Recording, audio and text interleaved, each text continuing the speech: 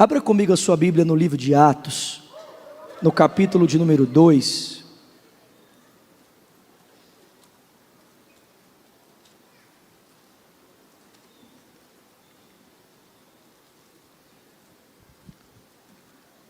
Atos capítulo 2.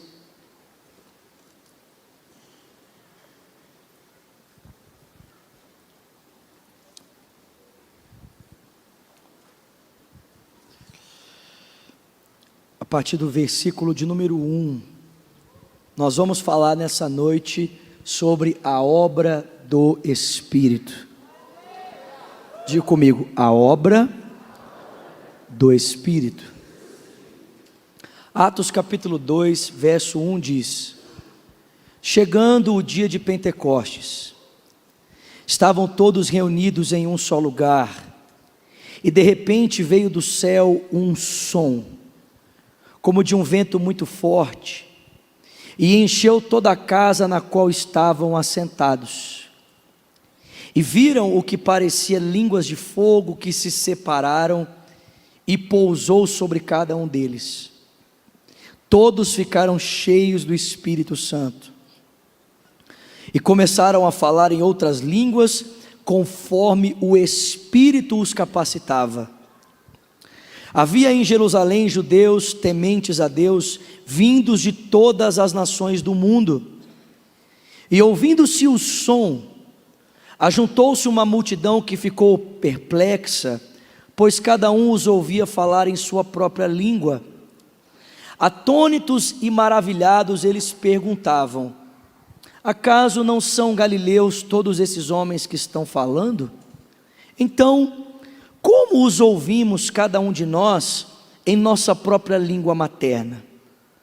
Partos, medos e elamitas, habitantes da Mesopotâmia, Judéia e Capadócia, do Ponto e da província da Ásia, Frígia e Panfilha, Egito e das partes da Líbia próximas a Cirene, visitantes vindos de Roma, tanto judeus como convertidos ao judaísmo, cretenses e árabes. Nós os ouvimos declarar as maravilhas de Deus em nossa própria língua. Atônitos e perplexos, todos perguntavam uns aos outros: que significa isto? Alguns todavia zombavam deles e diziam: eles beberam vinho demais. Então Pedro levantou-se com os 11 e em alta voz dirigiu-se à multidão: homens da Judéia e todos os que vivem em Jerusalém, deixem-me explicar-lhes isto. Ouçam com atenção. Esses homens não estão bêbados, como vocês supõem, ainda são 9 horas da manhã. Ao contrário, isto é o que foi predito pelo profeta Joel. Nos últimos dias, diz Deus, derramarei do meu espírito sobre todos os povos. Os seus filhos e as suas filhas profetizarão. Os jovens terão visões.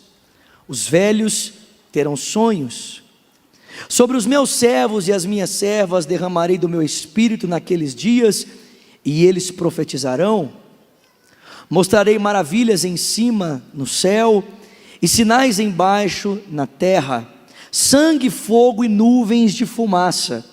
O sol se tornará em trevas, a lua em sangue, antes que venha o grande e glorioso dia do Senhor. E todo aquele que invocar o nome do Senhor será salvo. Israelitas, ouçam estas palavras. Jesus de Nazaré foi aprovado por Deus diante de vocês por meio de milagres, maravilhas e sinais que Deus fez entre vocês por intermédio dele, como vocês mesmos sabem. Este homem lhes foi entregue por propósito determinado e pré-conhecimento de Deus, e vocês, com a ajuda de homens perversos, o mataram pregando-o na cruz. Mas Deus o ressuscitou dos mortos, rompendo os laços da morte, porque era impossível que a morte o retivesse. A respeito dele disse Davi: Eu sempre via o Senhor diante de mim, porque Ele está à minha direita, não serei abalado. Por isso o meu coração está alegre, a minha língua exulta, e o meu corpo também repousará em esperança, porque tu não me abandonarás no sepulcro, e nem permitirás que o teu santo sofra a decomposição. Tu me fizestes conhecer os caminhos da vida, e me encherás de alegria na tua presença. Irmãos, posso dizer-lhes com franqueza, que o patriarca Davi morreu e foi sepultado. O seu túmulo está entre nós até o dia de hoje, mas ele era profeta, e sabia que Deus prometera sob juramento, que colocaria um de seus descendentes em seu trono. Prevendo isso, falou da ressurreição do Cristo, que não foi abandonado no sepulcro, e cujo corpo não sofreu decomposição. Deus ressuscitou este Jesus, e todos nós somos testemunhas deste fato.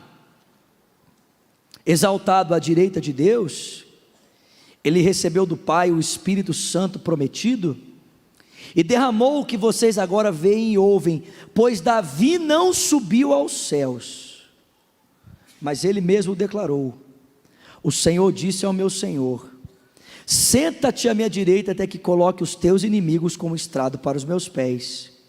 Portanto, que todo Israel fique certo disto: este Jesus, a quem vocês crucificaram, Deus o fez Senhor e Cristo. Senhor, obrigado pela tua palavra, obrigado pela presença do teu Espírito. Obrigado, Senhor, por nos curar. Obrigado por nos libertar. Obrigado, Senhor, por transformar os nossos relacionamentos. Obrigado, Senhor, por encher o nosso coração de Ti mesmo. Nós suplicamos que nesse momento a palavra do Senhor encontre em nós um coração aberto, a fim de que ela prospere a 30, 60 e 100 por um. Nós oramos agradecidos em o nome de Jesus. E quem crê diga amém. Irmãos, o livro de Atos faz parte de um compêndio maior, que leva na sua estrutura o livro de Lucas e o livro de Atos. Nós já sabemos um pouco sobre a história do livro de Lucas. Lucas era um médico, e ele se propõe a escrever um relato ordenado a respeito dos fatos da vida do Senhor. O desejo dele era que um grande amigo, uma autoridade chamada Teófilo, soubesse precisamente como haviam acontecido os fatos a respeito do Senhor Jesus Cristo. Portanto, ao lermos o livro de Lucas, o que teremos ali, nada mais do que a narrativa a respeito da encarnação, a vida, a obra, a morte e a ressurreição do Senhor Jesus Cristo. Mas a missão de Cristo não para com a sua ressurreição. Alguém pode dar um glória a Deus? E com a sua ascensão aos céus. A sua missão continua presente no nosso meio, nos nossos dias. E essa missão agora é executada pelo corpo de Cristo. Essa missão agora é executada pela igreja, que é corpo do Senhor Jesus. Lucas, no livro de Atos, vai propor para nós, vai nos contar como se deu início a essa missão de Cristo agora por intermédio do seu corpo, por intermédio da igreja. E lendo o livro de Lucas, você vai perceber que essa missão do Senhor em primeira instância começou com seus próprios discípulos, com a pregação de Pedro abrindo o evangelho tanto para gentios como para judeus. Posteriormente, essa missão teve o seu prosseguimento com os gentios convertidos ao judaísmo, através da vida de Filipe, através da vida de Estevão. Então o evangelho chega à casa de Cornélio através de Pedro, e pouco antes Paulo se converte. E então a segunda parte do livro de Atos vai contar para nós como o evangelho chegou definitivamente ao mundo gentílico, através da vida e do ministério do apóstolo Paulo. Mas o livro de Atos não apenas propõe para nós essa narrativa de como a missão de Deus, ela se deu na história através dos discípulos, através dos gentios convertidos ao judaísmo que se converteram a Cristo, através de Saulo chegando o evangelho até Roma e se espalhando por toda a terra.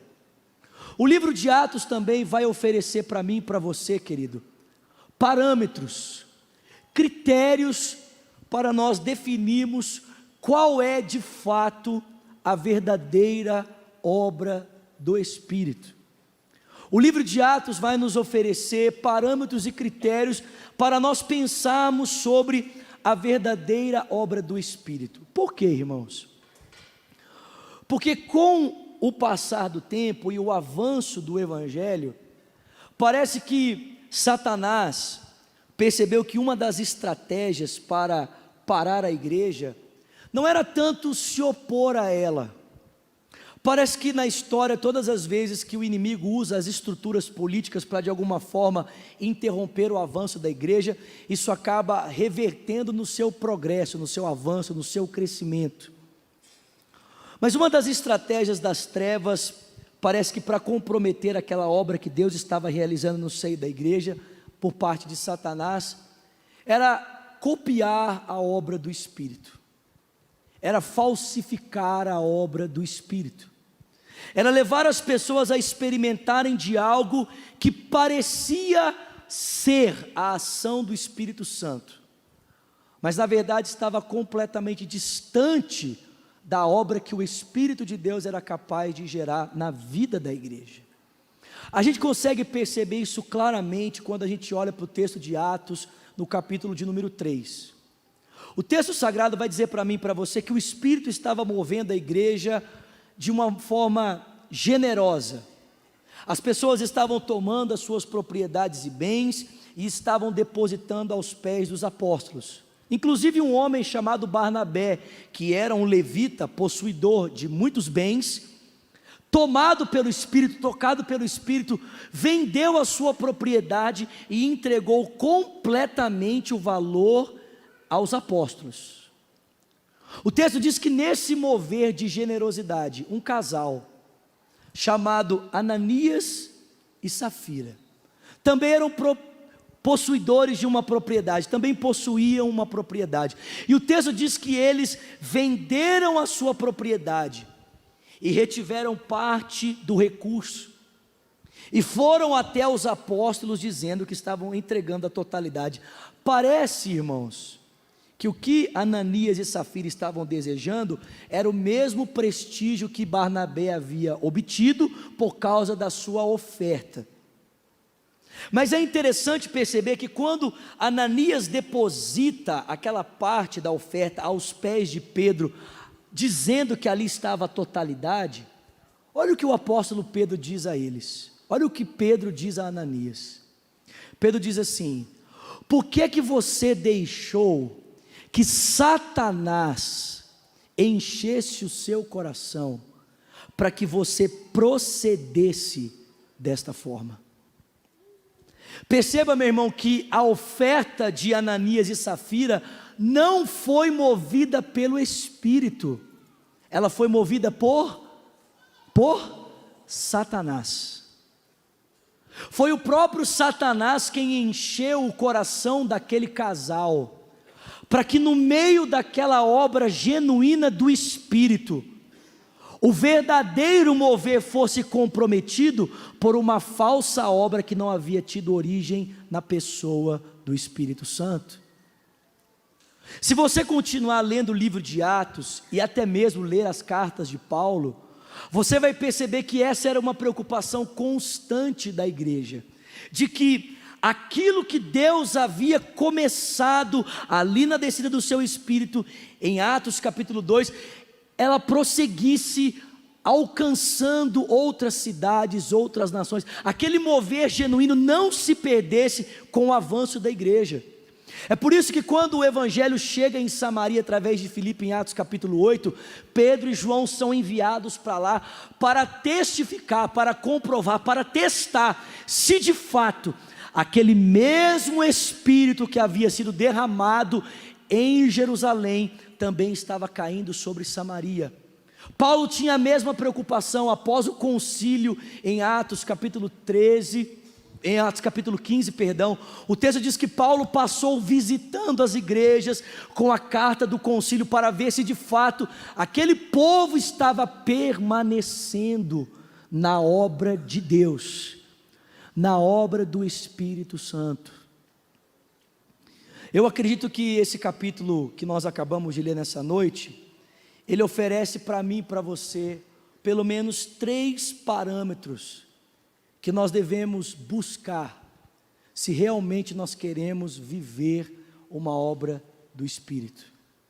Existem pelo menos 3 parâmetros nesse texto que nos apontam para sabermos se nós realmente estamos vivendo algo genuíno da parte de Deus, ou se temos nos distanciado daquilo que o Espírito Santo deseja fazer no nosso meio, na nossa vida, no nosso coração. Eu posso dizer para os irmãos que o primeiro parâmetro que nos aponta para a realidade da obra do Espírito é a centralidade da pessoa do Senhor Jesus Cristo. O texto diz que ao cumprir-se o dia de Pentecostes, eles estavam todos reunidos em um só lugar, quando de repente veio do céu um som veemente e impetuoso, que encheu toda a casa no qual estavam assentados. Foram vistas línguas repartidas como que de fogo, os quais pousou sobre cada um deles. Todos foram cheios do Espírito Santo, e passaram a falar em outras línguas, conforme o Espírito lhes concedia que falassem. O texto diz que a multidão reunida por causa da festa do Pentecostes, ao perceber o barulho no cenáculo, se aglomerou à sua porta para ver o que estava acontecendo. E o texto diz que o aspecto daqueles que estavam cheios do Espírito era de pessoas que haviam se embriagado. O evento então se tornou motivo de zombaria para alguns e de curiosidade para outros. O texto diz que Pedro então se levanta no meio deles e diz: varões galileus, vocês acham que o que está acontecendo aqui é efeito do vinho? Nós não estamos embriagados, são 9 horas da manhã. O que está acontecendo aqui é que o Espírito Santo foi derramado sobre nós. Como Joel disse, nos últimos dias Deus vai derramar do seu Espírito sobre toda a carne. Os seus filhos e as suas filhas profetizarão, os velhos terão sonhos, os jovens terão visões, e até sobre os servos e as servas eu vou derramar do meu Espírito. Mas presta atenção, irmãos, essa explicação de Pedro é apenas a introdução da sua mensagem, é apenas a explicação a respeito do fenômeno da descida do Espírito. O ponto central da mensagem de Pedro não é sobre a descida do Espírito Santo. O ponto central é: por que o Espírito desceu a nós? Por que nós estamos cheios desse Espírito?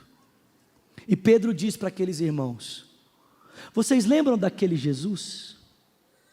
Lembram daquele Jesus, aquele varão galileu, que foi aprovado por Deus diante de vocês com prodígios, maravilhas e sinais que Deus realizou por intermédio dele? Vocês lembram dele?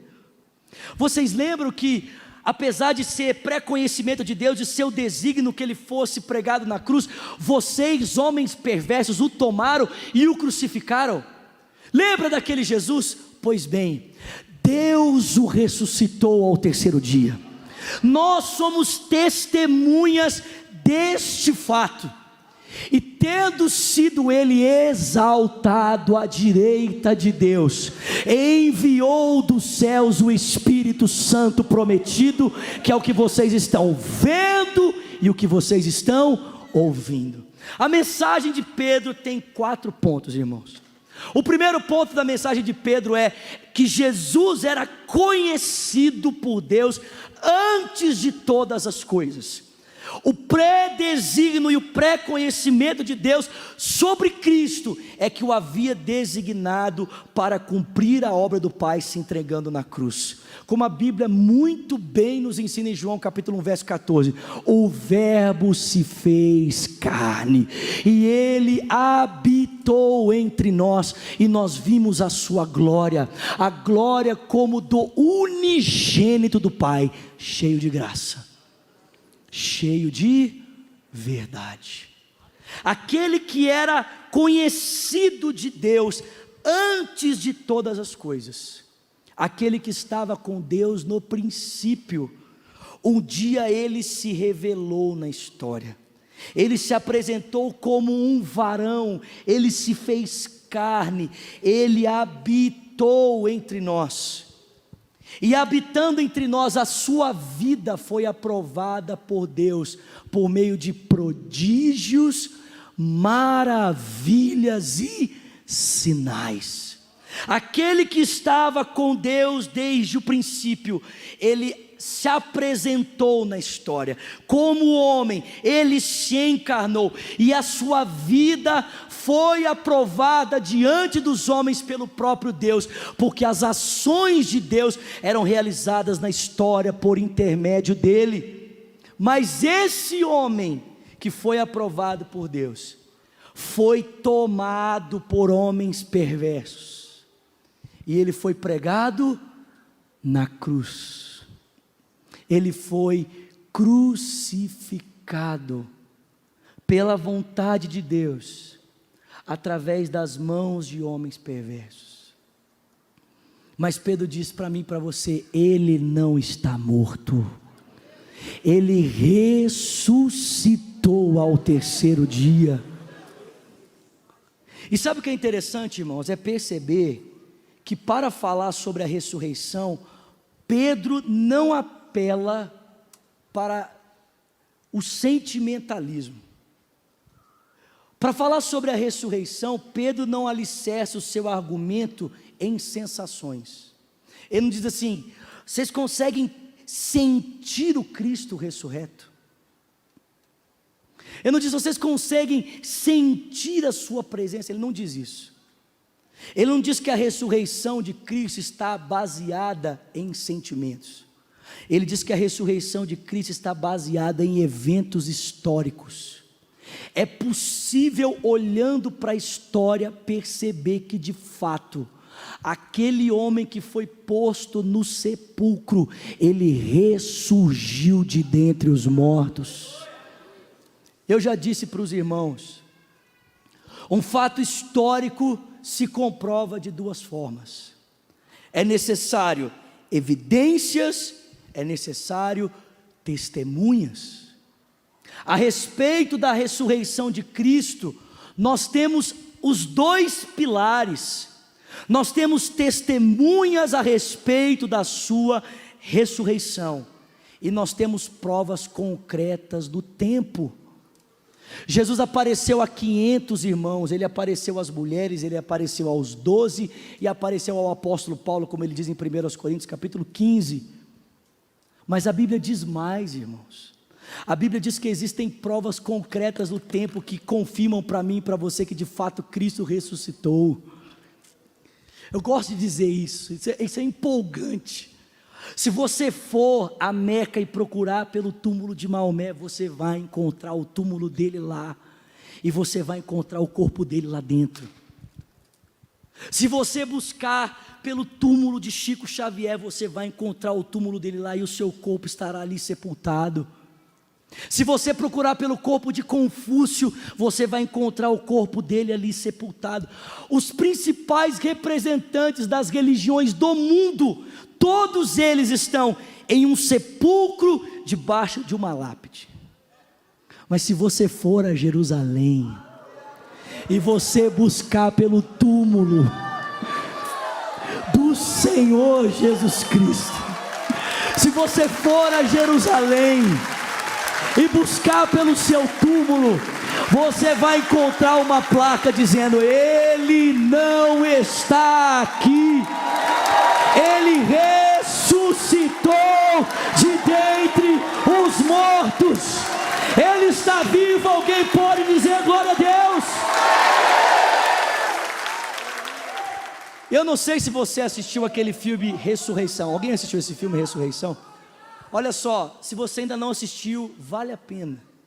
O filme retrata para mim e para você os argumentos apologéticos mais usados na história para comprovar a ressurreição de Jesus. De fato, Cristo ressuscitou dos mortos, e eu digo para você nessa noite, e Ele virá para nos buscar. Ele vai vir para julgar os vivos e os mortos. A primeira prova de que nós estamos experimentando de algo da parte do Espírito, irmão, é que Jesus se torna visto e conhecido. Pedro diz: porque ele foi exaltado à direita de Deus, ele enviou o Espírito prometido, que vocês agora estão vendo e estão ouvindo.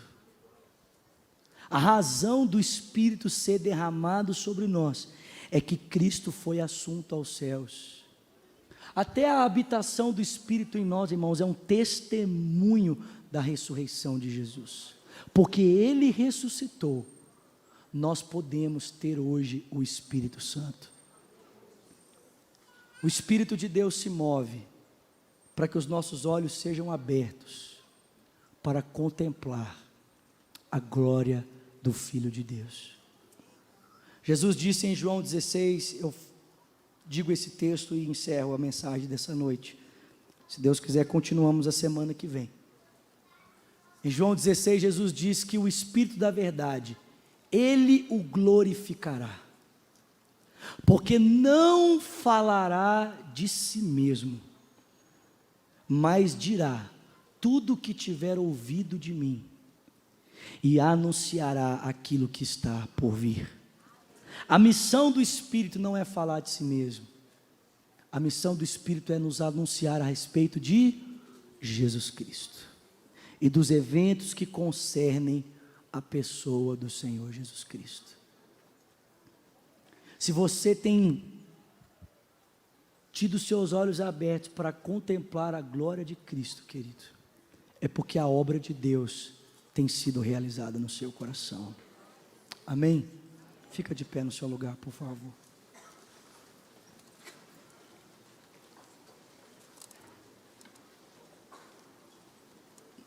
Nós queremos mais de Jesus, amém? Queremos mais do seu Espírito, amém? Glória a Deus. Feche os seus olhos, por favor. Coloque as suas duas mãos sobre o seu coração.